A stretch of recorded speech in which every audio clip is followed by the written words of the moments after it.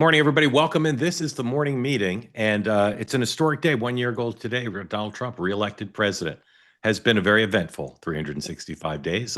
We'll talk about all that and more now, forward-looking as always, but lots of celebrating at the White House today on social media, and I've gotten 2 texts from people reminding me that the president was elected a year ago.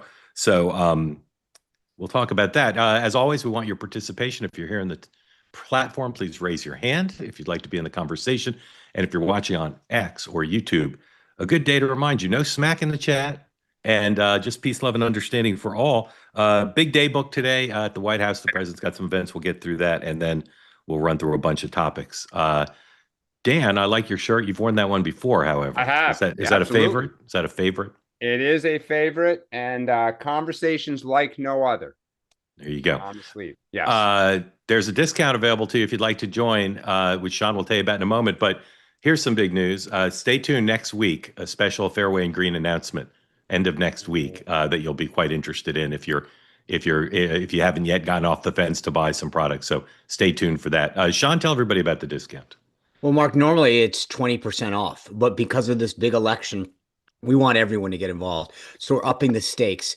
It's not 20%, but right now, this week, Elections 25 will get you 25% off anything site-wide, whether that's two-way, the morning meeting, or any of the fine products. Mark, I'm double layered today. I've got this beautiful polo on, layered with a quarter zip. I was going to do a get ready with me video, Fairway and Green style, but I'm really not sure how that works. So also double layered. No yeah, layered. Yeah, with the vest. I feel naked. All right. Vest. I've got a lot of vests. The Fairway and Green vest is my most comfortable vest.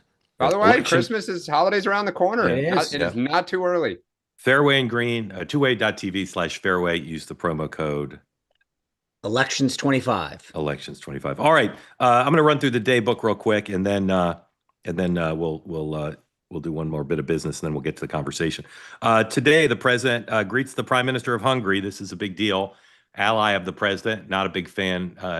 He doesn't have a lot of fans in Kyiv. So we'll see. As at this point, the arrival's open, but that doesn't usually yield questions. The lunch is closed press, and we'll see if the president takes any comments during any of that. And then he leaves for Palm Beach late in the day. Don't know what the vice president's doing, although I suspect he'll be at the meeting. Secretary Duffy is doing a live conversation with Breitbart at 10 a.m. Pete Hegseth, 2 o'clock address to the National War College.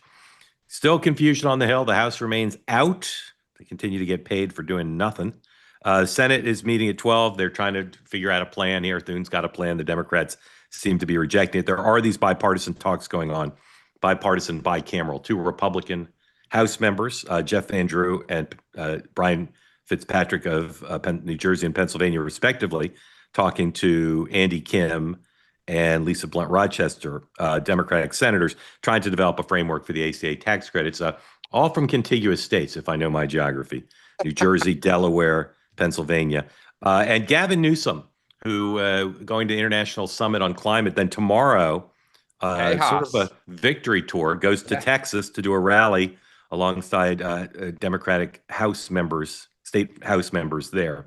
Here's a question: do the two guys in the D Senate primary show up with Gavin? Yeah, I bet they both do. Yeah, maybe 3.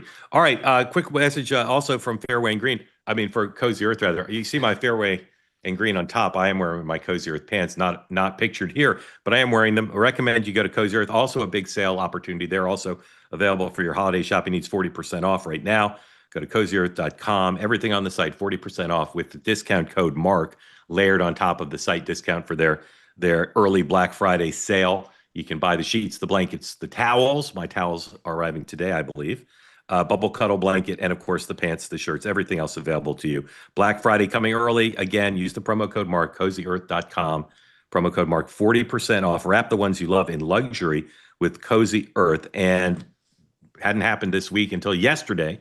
Someone stopped me on the street and said, I bought the pants and I love the pants, and my wife loves me in the pants. So give it a try. Could revolutionize your marriage, if nothing else. cozyearth.com for 40% off. Use the promo code MARK. All right. On the shutdown, don't know what's happening. No one knows. But the mood as the week closes is dark. It's still not clear if the Senate's going to stay in over the weekend or not. Last night, the president, the vice president, both took questions around their meeting with foreign leaders, and J.D. Vance was tart and sharp. 103, please. And the last thing that I'll say is the American people are unfortunately about to start suffering some very real consequences because of the shutdown. In the past, when you had a government shutdown, you would have, under the Obama administration, they would lean into all of the problems it was going to cause for the American people at the beginning of the shutdown. The president has told us to keep as much going as humanly possible. But after 30 days of this thing, 40 days of this thing, you're going to start seeing very real travel delays. That's because the Democrat government shut down. You're going to start seeing SNAP benefits run out. That's because the Democrat government shut down. They should stop this charade and open up the government. That's what we want them to do. We've been asking them to do it for 40 days. It's time. And Dan, where do you think we go now?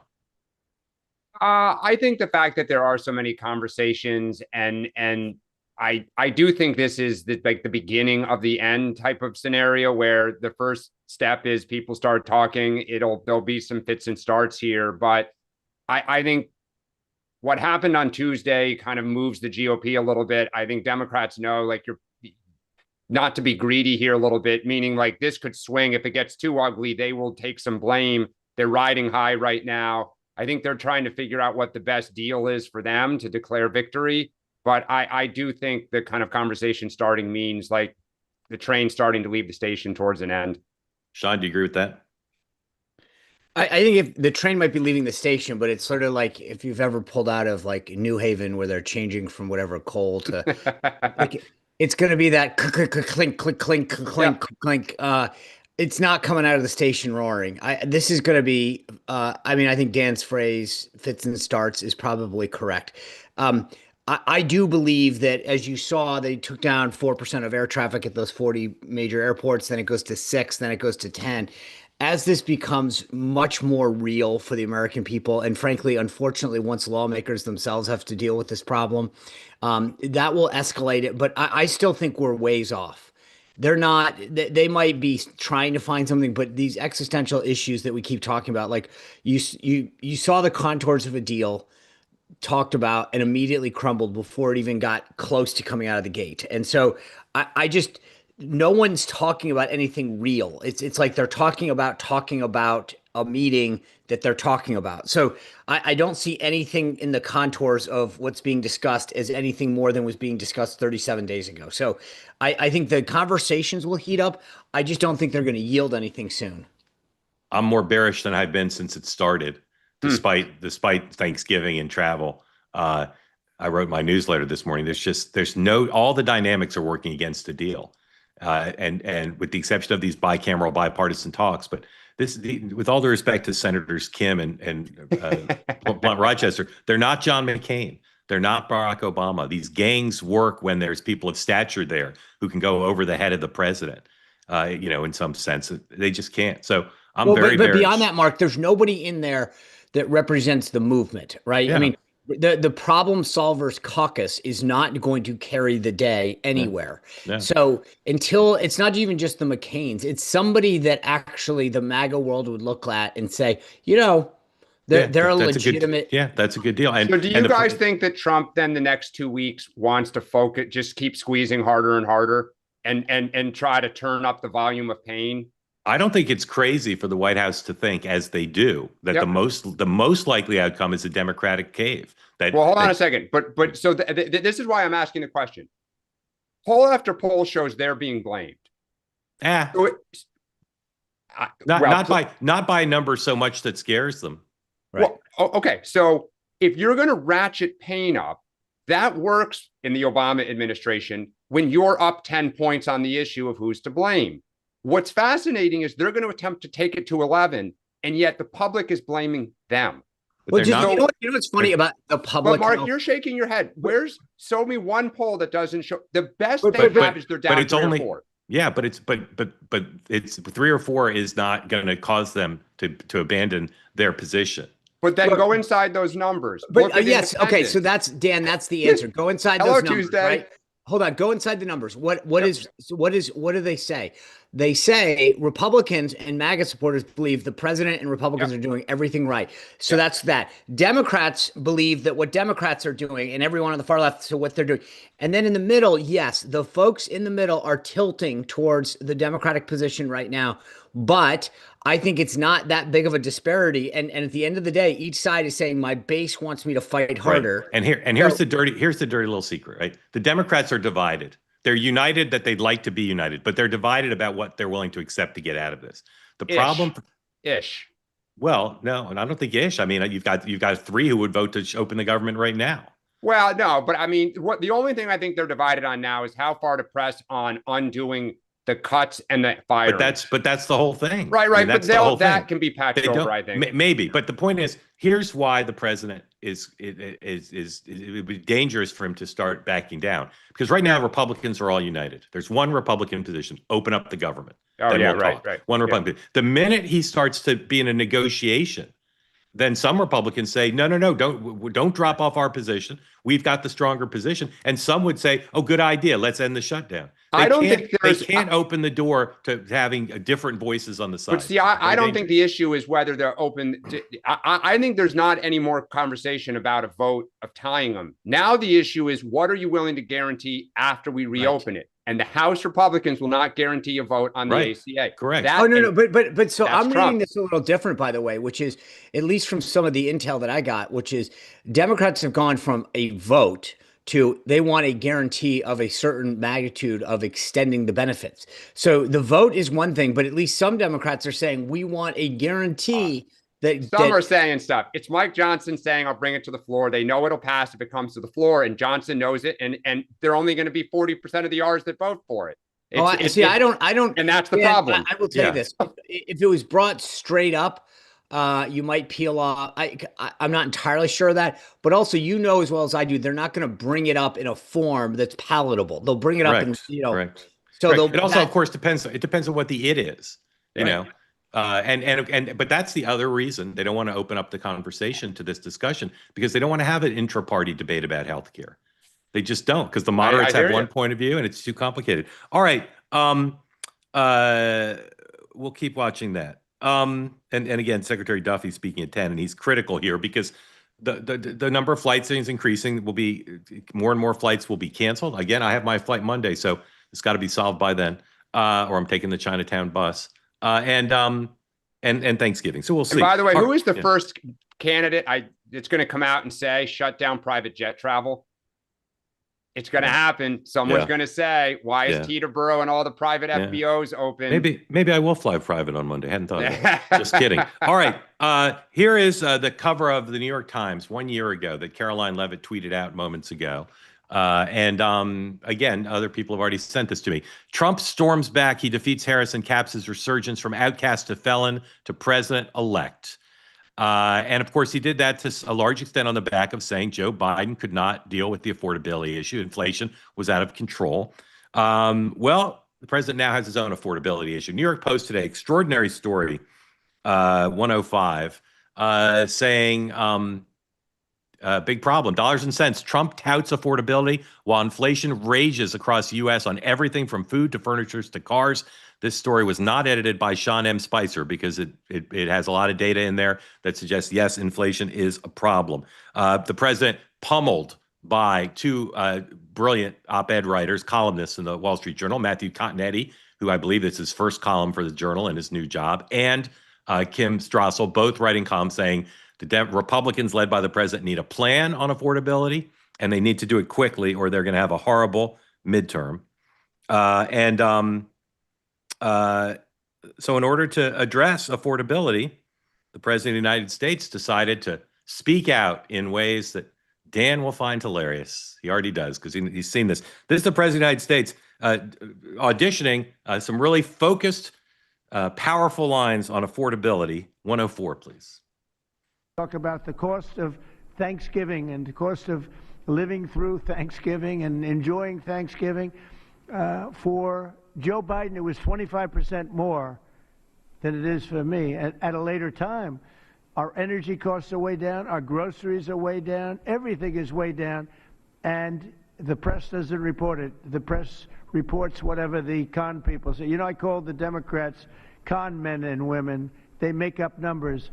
But when you look at 25% reduction in costs for Thanksgiving between Biden and me, meaning this administration, that's a tremendous number. It's the biggest reduction in cost in the history of that chart or whatever it is they do. They do a synopsis of everything. They cover every element of Thanksgiving meals, 25% down. So I don't want to hear about the affordability, because right now we're much less. If you look at energy, we're getting close to $2 a gallon gasoline. With Biden, it was $4.50, $5. Another thing, inflation. We had the worst inflation in the history of our country. Now we have virtually no inflation at all. It's down at a very low number and a very normal number.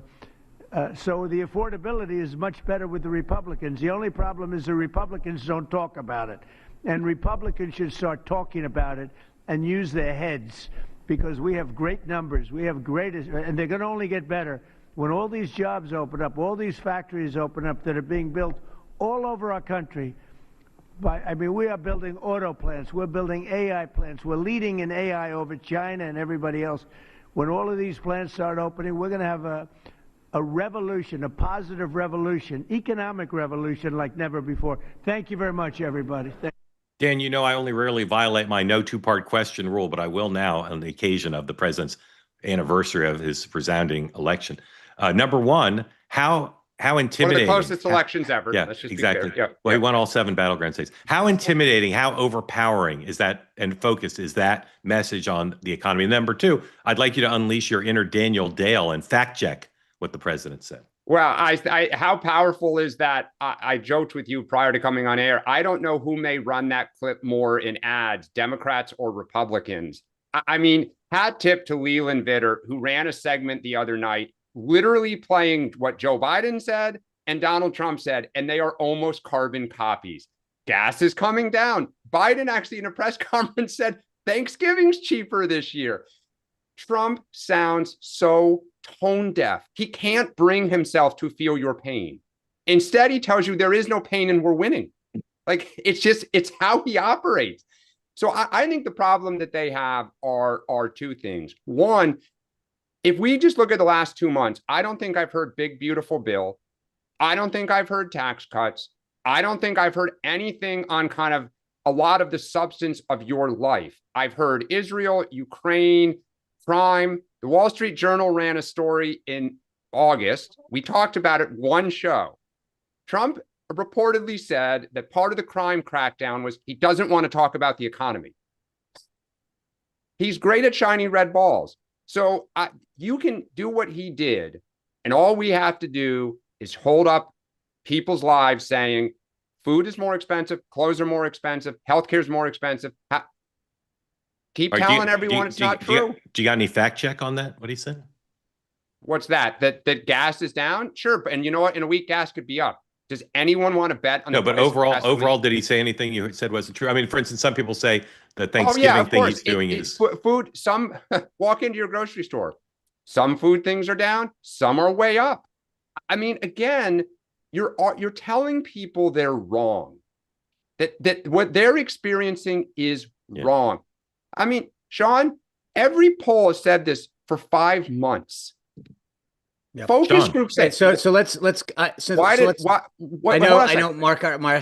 You did a very good Daniel Dale, which is not actually look at I'm not gonna.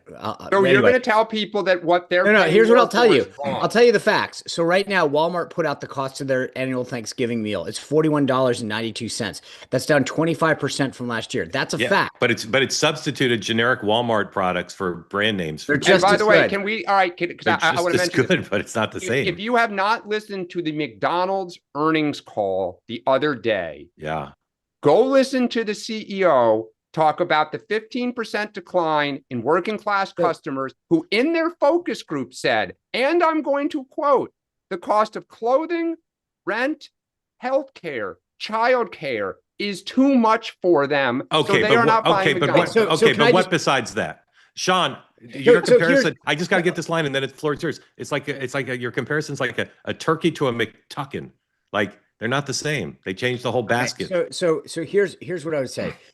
There, it is factual that most prices, gas, eggs, bread, have gone down. That is a fact. Okay. Here's the deal. I believe where the Trump administration is missing the mark is that if you think about when Trump left office, and I'm just making this up, things were $3. They went to $5 under Biden.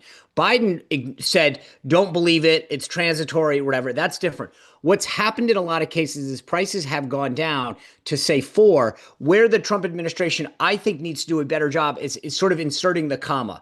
We're doing better. We need to do more. We know that we're working hard to get you back to where you were, right? The bottom line is they, in Trump's mind, and I get what he's doing. He's looking at the price of gas, et cetera, and it's going down, but it's not where it was when he left office. And I think that's where the comma comes in, which is he has to say, guys, things are going in the right direction. To your point, Dan, I know it's not where we need to be. Finally, I'm going to continue to fight for you, right? It's correct. They've got to acknowledge that they're halfway there. Yes, you're doing a good job, but the guy who's losing weight and says, I need to lose 50 pounds. When you lose 10, you don't go, well, you know, I'm there. You go, hey, I've done a great job. I'm making progress to my goal. And the Trump administration needs to say, we're making progress. We've done a lot in the 9 months that we've been in office. There's more to do. Things like beef, we get it.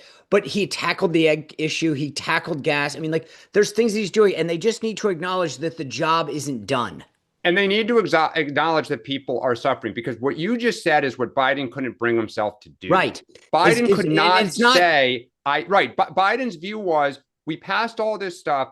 It's coming down as obvious. I am not going to sit there and say there's more to do. And I agree with you. There's a couple things. And we saw, I mentioned this yesterday at the meeting. And then I know that yesterday, I'll admit that I didn't see part 2 of the drug press conference after the dude passed out. So I don't know that it came up in the second part when they reconvened it. But they're missing the comma, which is, it's not just about healthcare. It's about, this is a major, if you're on GLP-1s and you're spending $1,000 to $1,500 and they get them down to $149, that's real savings in your life, $800 plus a month, right? They should be talking about the why. It's not just that they're doing it to expand healthcare. It's whatever it is. Okay. So get rid of drugs. Talk about when you're in Japan and Mr. Toyota tells you he's going to invest whatever it was, $4 billion. Then the comma comes in, because I want to expand jobs in America. I want more investment in America, and that's going to help American families grow and prosper and da-da-da-da. They're missing the comma, right? And that's the problem, is why are you doing it? You're doing it because Americans are struggling, and you get it, and you want them to have more money in their pocket, et cetera. Yeah. All right. Ukraine, for the whole year, I've just been struck by how we whipsaw from one story to another. A few weeks ago, we were just talking about whether the president was going to meet with Putin. We're talking about Patriot missiles, not Patriot, Tomahawk missiles. Tomahawks, yeah. We were talking about, a resolution in the Senate, talking about sanctions. The president did put more sanctions on Russia, but otherwise the story's been invisible. The Wall Street Journal reports this morning, Russia's army is on the verge of its biggest Ukrainian conquest in more than 2 years. But the potential prize, a devastated city strewn with corpses, points to what could be a more important battle than the one for territory. Which side will bleed out of military resources first? Sean, where is Ukraine on the national and international conversation? What's happening besides Russia taking this city? I mean, I think in typical U.S. fashion, we've moved on to the next story. The stream of European leaders kept it front of mind. And once they stopped coming, we stopped hearing about it. So, this is the problem with so many issues in our country, where we have the attention span of a 7-year-old for 5 minutes and then we move on. So until something substantial happens, newsworthy, or more leaders come to keep it front of mind, it's going to go into the back burner for a bit. Dan? Yeah, I mean, I think, look, it appears that most of the work is being done by the kind of Rubio, Witkoff, Bessent. They were in Israel, then they were in Asia. Now it's like, there's only so many hours in the day. And when you don't have these teams of, people deputized to kind of really be able to do it. Look, I think the bottom line with Ukraine now is winter's about to set in. So the fighting will kind of slow down. And the question is, when the spring comes, is Ukraine armed? It's the old sun's out, guns out. Like, yeah. What are we doing? Okay. Before we go to Mamdani, I want to just go back to the shutdown for a second and read it from an email I just got and get your judgment. This is random. This is from a member of the two-way community. This is random, but I have a friend who canceled his New York City trip due to the shutdown. He has tickets to Chess and O'Mary for Tuesday and Wednesday. Do you guys know who Chess and O'Mary is? Am I hopelessly Is it a Broadway play? out of touch? I know. I see what it is. Chess the play. Okay. I thought it was a band. Now I get it. Okay. I don't know what O'Mary is, but I know what Chess is. All right. Never mind. Thank you for clearing that up. Mamdani, Peggy Noonan, column today. I'll just say on Peggy's behalf, I think she's being more generous and hopeful about Mamdani than she actually feels. But she has a column that's pretty hard on him and says he's a radical and he showed his true colors on election night. I still think the election night speech was undercovered. And what Peggy says to do, according to the headline, is take Mamdani seriously and literally. Here's someone who's taking him both seriously and literally. The newly minted Republican candidate for governor of New York, Elise Stefanik, whose announcement video makes clear that while she's running against Democratic incumbent Kathy Hochul, she also plans to make the mayor-elect of New York City her de facto running mate. Here is the video. 109, please. Governor in America. Kathy Hochul made New York the most unaffordable state in the nation, crushing families with sky-high taxes, unaffordable rent, soaring energy costs, and record-high grocery bills. And cozied up to a defund the police, tax-hiking, anti-Semitic communist. We came here to remake this state in the image of our people. I can hear you. But from the ashes of Kathy Hochul's failed policies... Finally, who is doing their best to knit the party together, who has the vision and the courage to stand up to the plutocrats and the left wing?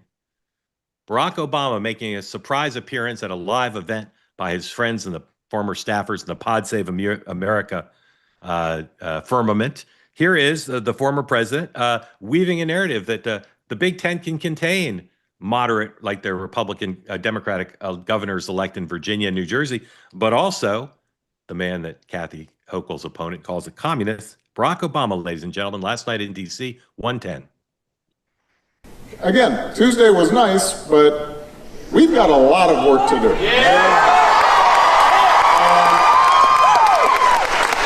Your task is going to be not to impose, litmus tests. We had Abigail Spanberger win, and we had Juan Mamdani win, and they are all part of a vision for the future.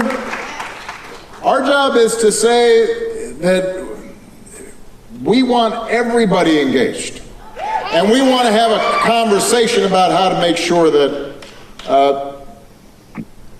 every person in this country is treated with dignity and respect and their ladders of opportunity, and that there's the possibility of community, and that we're getting along, not in some cliche, phonied way, but in a genuine, deep way where we recognize, we have differences, and yes, there are fights that are going to have to be fought, but that deep down, there is something core in us that we have in common that is extraordinary, and that America at its best leans in to this notion of e pluribus unum, that out of many can come one. That's the conversation that you need to have. That's the conversation that these guys are all about. I love them. I love you. All right. Before we talk about Mamdani and everything we just saw, just to own up to my embarrassment, because once you have a kid and start a company, you stop paying attention to Broadway. I'm told that Oh Mary is the most talked about theater experience of the last 5 years. And Sean, you think this will appeal greatly to you. It's a show about a cult hit about Mary Todd Lincoln, played by a writer, a man who identifies as they, them. That sounds like a dream night for you. No wonder I haven't heard of it. Yeah. Anyway, my apologies. And I might accept tickets for both. Dan, if you were Kathy Hochul's campaign manager, how would you feel about that message framing, both on her record, but then also elevating Mamdani, who still hasn't endorsed her, even though she endorsed him? Yeah. Well, I mean, look, the Hochul's challenge here is right now she is taking it from the right and the left within the Democratic Party. So moderates are frustrated that she endorsed Mamdani. The Mamdani base crowd doesn't really see her endorsement as authentic and genuine. So you are caught in no man's land. So the strategic question for Hochul is, do you lean into being a check on Mamdani? Say, we're not going to raise taxes. He's going to have to, find money within their budget. So you're boxing out to say, okay, these attacks that I am Mamdani light or an ally, I'm going to try to not let them stick. Or you say, I'm going all in with this guy because I need a jazzed up base. I want him on my team. And I hope that independents are so turned off by Trump in 2026 that they hold their nose and come back to vote for me and I can paint Stefanik. As a New York City resident who doesn't want to see taxes raised and doesn't want to see, police messing with the police, I hope she goes in with the middle, but I do fear that she may make this kind of devil's choice to go in with Mamdani and potentially greenlight some of his initiatives for which he needs her and the legislature to approve. Sean, same question to you about Barack Obama that I asked Dan about. Sorry, I didn't answer Obama. Sorry. No, that's okay. That's Sean. Same question to you about Obama that I asked Dan about Trump, which is that message about the party being a big tent and everybody should fight together and not be litmus testy. Is that compelling and formidable? I mean, I think he has to say it because he's sort of still kind of the figurehead of the Democratic Party. To Dan's point, I don't think anyone cares, right? I mean, on either end, so Donald Trump can tell everyone, go, he does it with his endorsements. They're totally got my support. And there's certain people you believe it for, and there's certain people you don't. And I agree with Dan's assessment of Hochul. I mean, that's the problem. Obama can say, hey, we need to go fight for everybody and da-da-da-da. I don't think people believe that, Hochul actually endorsed Mamdani because she wanted to or believed it. I think it was like a hostage video. She can't even pronounce his name. So I don't think she actually wanted to do it. I think her advisors told her she had to do it. And I think the idea that, none of them, to your question to Dan, are waking up going, oh my gosh, Elise Stefanik's using this in an ad. We didn't see that coming. They knew when they endorsed Mamdani that would be a consequence. But I think that they calculated that it was better to do that and potentially have them support her, hopefully, than not. I think, though, Mark, the Obama thing is powerful because it is similar to what AOC said on election night. What you're beginning to hear from Democrats is Spanberger was the best candidate in Virginia. Mamdani, won in New York City. We are a big tent party. And we're going to have all these primaries now where you're going to have, some will be won by the progressive and some by the moderate. As long as the party says we're going to have this argument and family fight, but we're all on the same team and we're welcoming of everyone. If Obama plays that statesman role and AOC and Bernie Sanders play that on the other side, I'm ecstatic because it's like the Tucker Carlson stuff on the right. Okay. Big tents have messy fights. As long as you say we're all welcome somehow, then you're good. When you say get out, RFK, you got a problem. So what I said, what the Trump team was missing with their comma, what I think Obama missed, where his comma was missing was, this is an expansion of what Dan said. You can only do your things. Sorry, hold on. Just for a second. Bring up CNN for Duffy Live while Sean keeps talking. Go ahead. So the point is that what he needs to explain to his team, to everybody more on the left is, we only can do these things that we want to do if we actually win races and we're in control. And so if you believe in the things that I'm talking about, equality and blah, blah, blah, then we must win. Not winning doesn't allow us to sit at the table. And I think that's where Democrats need to hear that conversation that we heard in 2004 with George Bush, which is, hey, guys, you can only do the conservative things if you win. And therefore, I want us to back in power. All right, let's listen a little bit to Secretary Duffy at Reagan talking about the shutdown. Pressure. And again, hopefully what we're going to do today is going to make sure the airspace is safer than it was as we go through this shutdown. And so my last message is I'm going to go talk to passengers. My message is enough. You've inflicted enough pain on the American people. What I hope those who vote to keep the government shut down will come to an airport and they should introduce themselves to the travelers and ask them if it's worth it. Is their delay worth it? Is their cancellation worth it? And I think the resounding answer to that will be no. And so open it up and go through the process that our founders set up for us.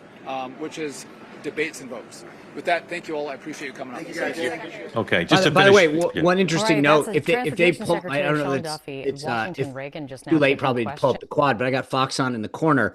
There is a bit of irony that CNN took that and not Fox. Yes, Fox is doing. Bill Hemmer's talking about a trans locker room debate instead of that. 2025, not 2024. What are you doing? Yeah. All right, you can take that down. You can take it down. A couple more topics then to your question. So please, if you're here on the platform, want to be in on the conversation, raise your hand. Mondami, by the way, there's an annual event like 3 or 4 days in Puerto Rico. That Democrat elected officials, lobbyists, union members go to. It's a boondoggle. It's a boondoggle. They have meetings, but it's just an excuse to get drunk in Puerto Rico, in Puerto Rico and drink rum. And he's there, according to Politico. He dazzled Democratic insiders. It's an establishment insider event. Now, Labor's there, but it's an establishment event. It's interesting. He's choosing to spend time there. And the Politico stories are worth a read because he's being treated very respectfully and like a big rock star there. And interesting that he's choosing to do it. And obviously, I'm sure he's getting some R&R because he's got. But I will say, Mark, looking at social media, friends of mine who are operatives who are down there, he's out and about. He's socializing with people. Yeah. He's working the inside crowd. Yeah. Politico said he was skipping the drinking. He wasn't going to like the bars at night, but working hard. All right. I do think. Don't you think it's a little odd? I mean, I don't know enough about this event, Dan, but from your side, but like you're really 24 hours has to go. It happens right after the election every year. If you're in New York politics. Wait, it's a New York thing. It's a New York. It's a New York. It's every New York city and state. It's the whole state. Every Democrat, I thought every it was like a Dem confab. This has been going on forever. How they've gotten away. Yeah, I don't know how they get away with it. It's crazy. They don't get away with it because the reporters love it too, because they say their bosses, I got to go cover it. I can't think. I'm sure other states have this, but I don't know of another state. I can't name another one that has it. And the fact that they do it in Puerto Rico, it's just so ridiculous. Yeah. I mean, whatever. Anyway, Puerto Ricans vote too. Lots going on in 2028. Politico has a story that says that Rubio sources say what I've reported previously, that Rubio's deferential. He's not going to run against J.D. Vance. And those who think Trump is going to end up preferring Rubio are unlikely to be correct. And that they joke a lot about running together as a ticket, but it's not a joke. And then there's a big poll in Politico about open-ended question, who do you support for president? They make a big deal about Vance getting only, I think it's like 30% or something, but Trump gets 25. And obviously once people who say Trump realize they can't vote for Trump, a lot of that will go to Vance. So, and then we mentioned Gavin Newsom is in Texas tomorrow, trying to keep his momentum going. Kamala Harris leads the deep poll, by the way. Exactly. By a lot. Exactly, by a lot. I had a great conversation on Next Up with Doug Sosnick and Kristen Davison. And the interesting thing out of that was Kristen is one of many Republicans I've talked to who are much more worried about Gavin Newsom than they were at the beginning of the year.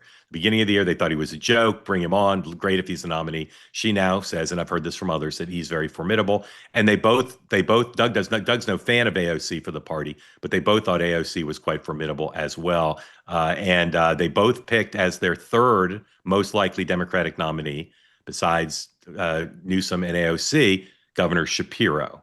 So, Dan, how does that top three list differ from yours in terms of most likely, not best nominees, but most likely? So wait, who's two? It's Newsom, AOC, Newsom, Shapiro. and AOC in the kind of top, and then Shapiro, they both agreed those were the three most likely. I'm just wondering, would that be your list, or would you sub one or two out? I would sub out Shapiro and put him in a bucket of what I'm calling the show not tell caucus, which is they're going to attempt to kind of say, to take to the electorate, here's what I've done in my state to show I get stuff done and I can work with the other side. AOC and Newsom are in the other camp of whose blowtorch and kind of attention economy can be the greatest, and they'll be rewarded for that. So I think that's right, but I would put in, Rahm Emanuel, I think, is kind of trying to bridge the two.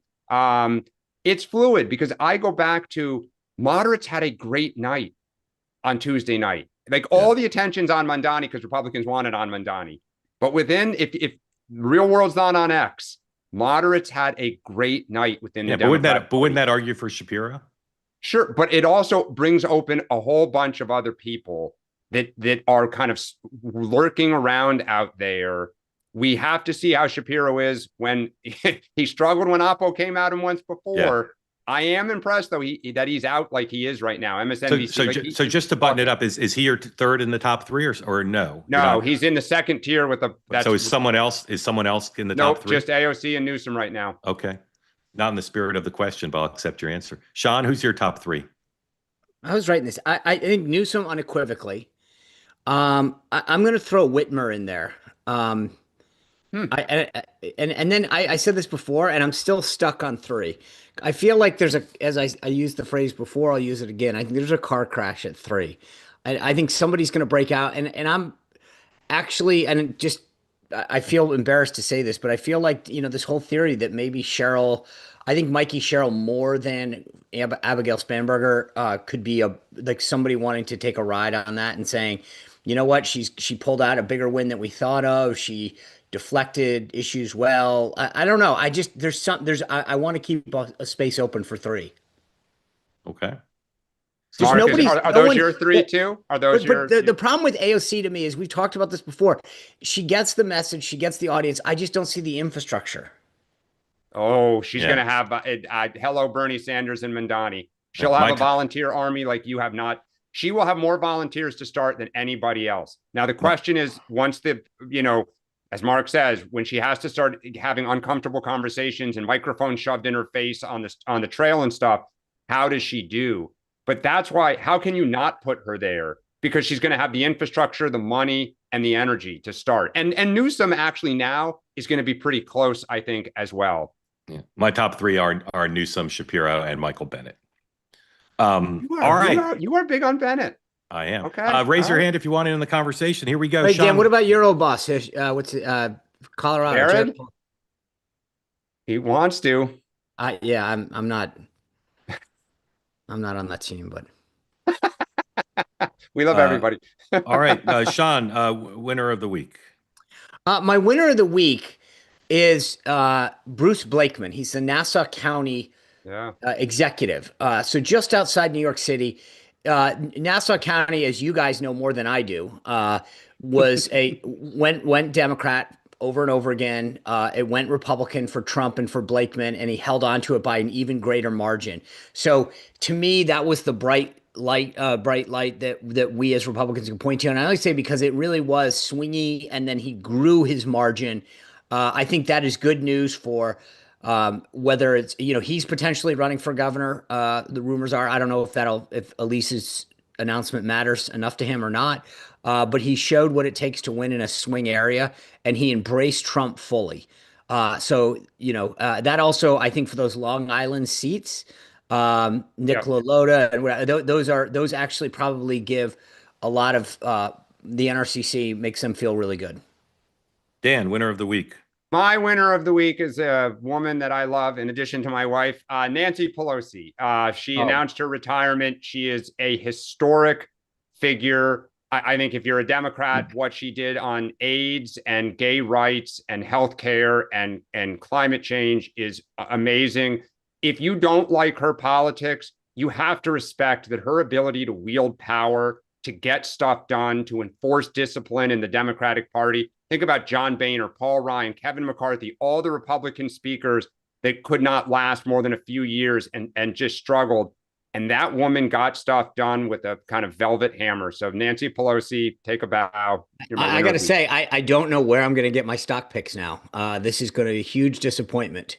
Well, she'll probably stay in the market. Yeah, but they won't be public anymore, so I won't know what to do. You can invest with Paul Pelosi. Exactly. My winner of the week is people who raise money for Democrats, from the fancy consulting firms who sign on to do individual candidates to the grassroots folks. Raising money for Democrats between now and the midterms now, after what happened Tuesday, is significantly easier.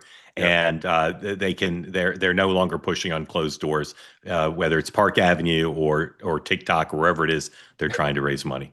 Sean, loser of the week. My loser of the week is Virginians. 51% of us just voted, not me, 51% of people here in the Commonwealth just voted for a guy who clearly should not be the top law enforcement officer in the Commonwealth. And I think it's a sad state of being that when someone can say something as egregious and offensive and wrong as Jay Jones did, and still 51% of folks in Virginia want him to be Attorney General, That's a sad state of being. I will say one interesting point. They're reviewing the Commonwealth attorney in the county where he got caught going 116 miles an hour and then doing his community service at his own political action committee is reviewing that case.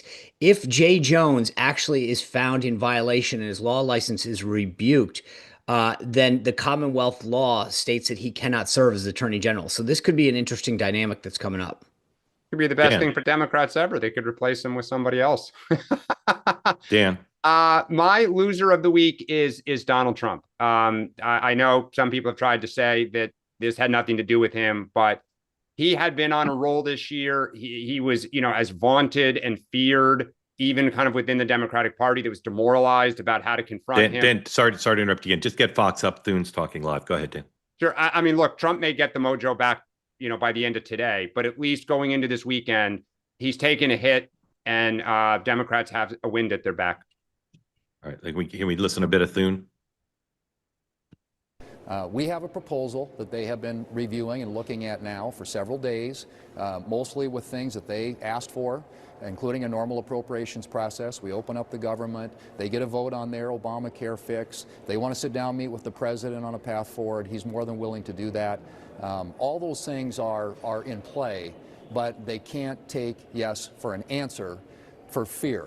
I mean, these people are scared spitless of their base, and that's what's happening. Yesterday was a bullying session. The far left— Is that a South Dakota expression, scared spitless? The reasonable ones out of coming to the table and settling this. I'm still hoping that these people are going to come to the table, and we'll find out soon enough. How do you plan to do that? I think that's what's interesting is that Democrats following the elections on Tuesday, as Chris Murphy is just explaining there, again, they feel emboldened. They want to dig in their heels. Do you need President Trump to weigh in more here, and how would you like him to do that?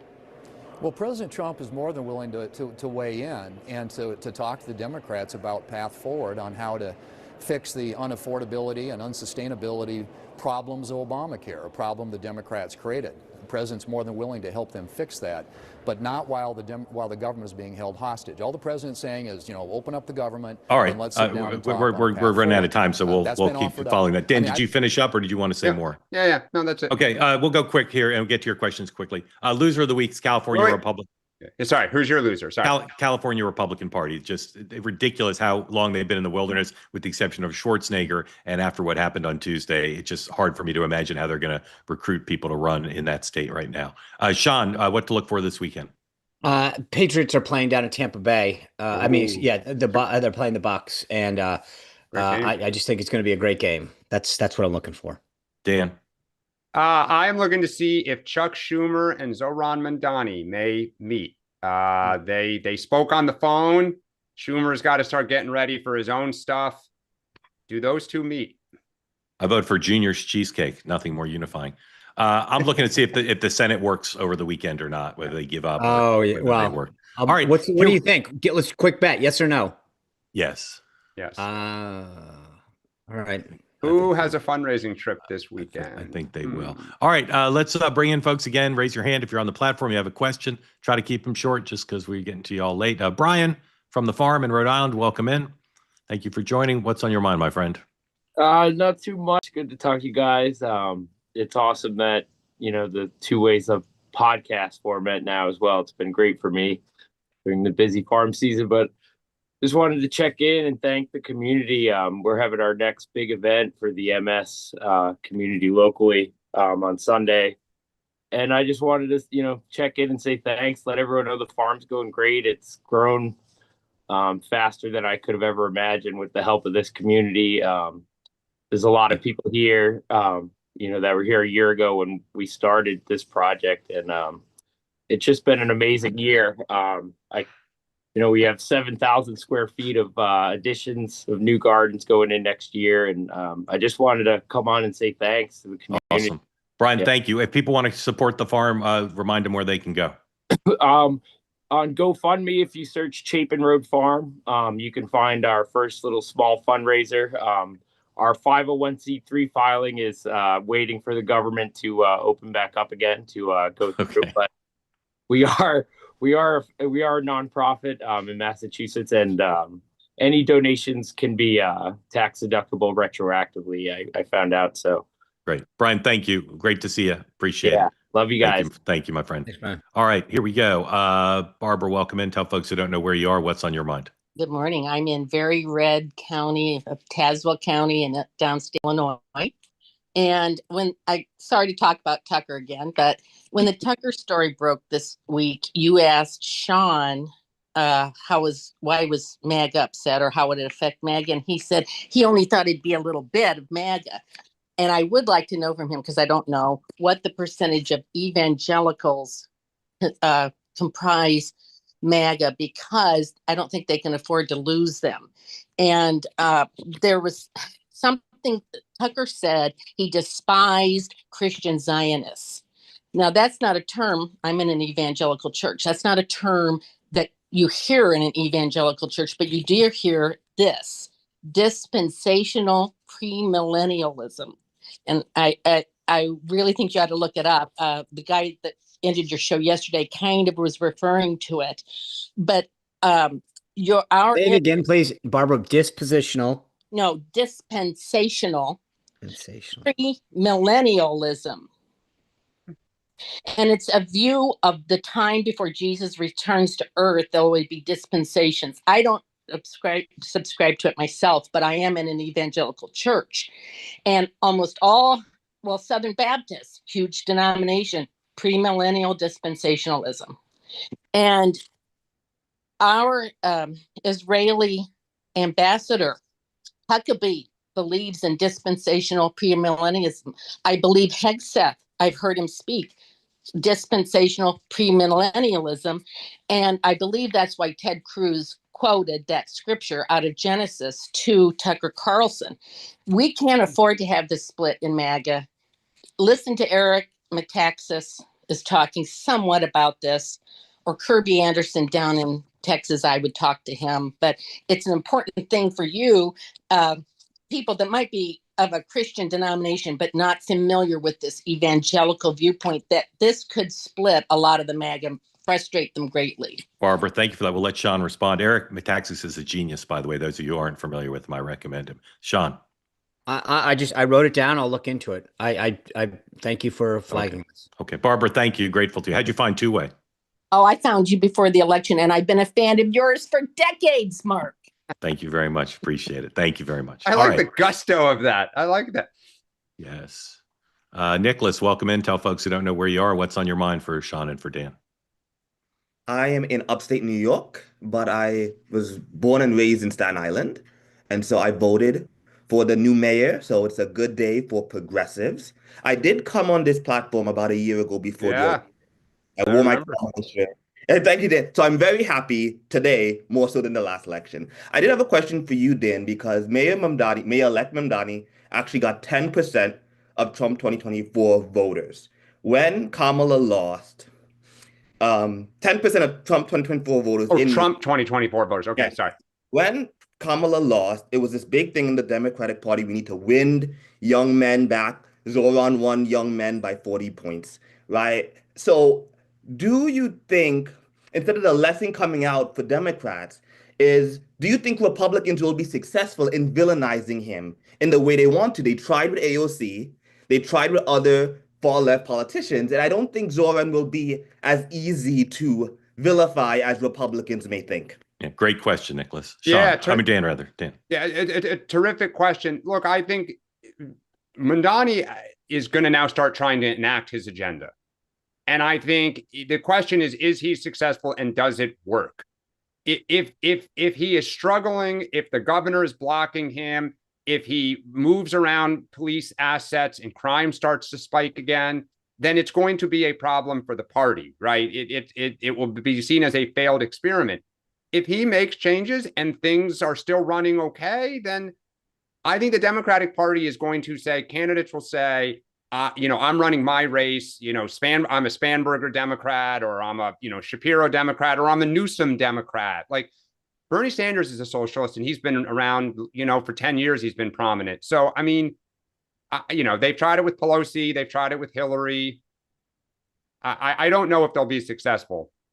Look, I think that, as I said before, it's always been this existential idea. Bernie Sanders, AOC, like you're in a legislative body, no one gets their way, even like the speaker.